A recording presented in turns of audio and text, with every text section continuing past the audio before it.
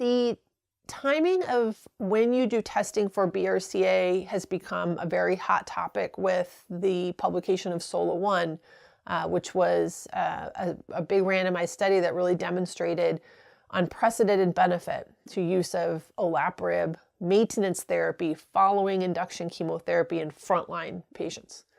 And so prior to that, we all knew we should be doing testing, and in the United States, we still were nowhere near 100%, but people were doing it kind of whenever in the disease course, trying to get the testing done. SOLA-1 really mandates that it be done near the time of diagnosis. It doesn't have to be done before you initiate chemotherapy.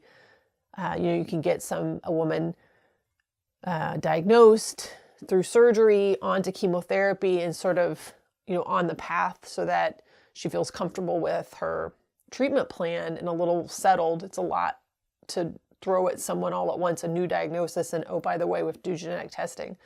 But after a few cycles, when people are feeling better, usually women feel better, once they start chemotherapy, then that testing should be done so we can identify patients who would benefit from a PARP inhibitor for maintenance. And there's various strategies.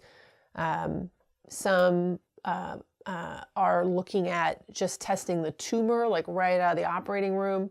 And if they have a BRCA mutation, either germline or somatic, you're going to catch it in that tumor.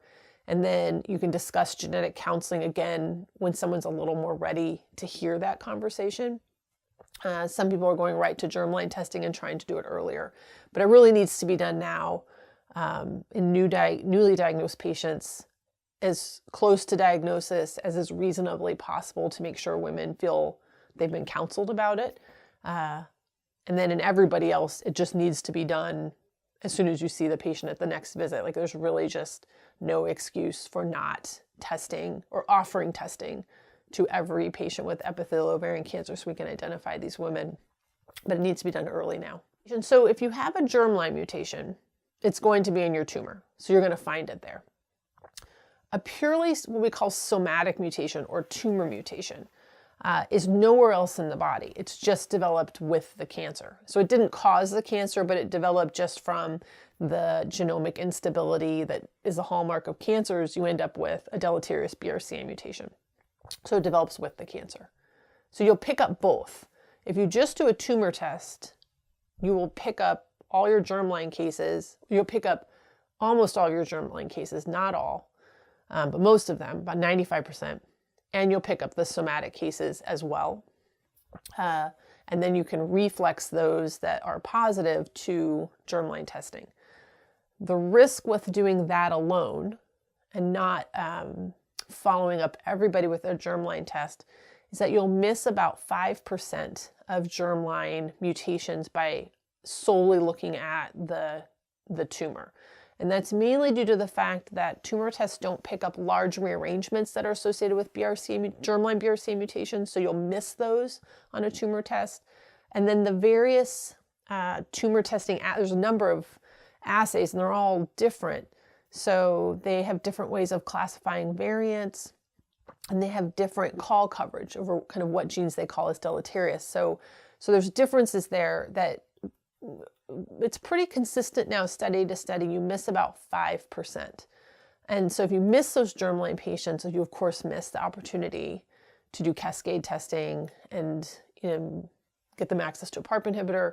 So it's a small number, but it's an important number. So at this point, we're honestly doing so poorly in the US and just testing everybody with something that we just need to get testing done. And as we get closer to 100%, let's focus on the 5%. But because of SOLA-1, a lot of kind of healthcare systems are developing testing algorithms, which is great, so they can standardize it.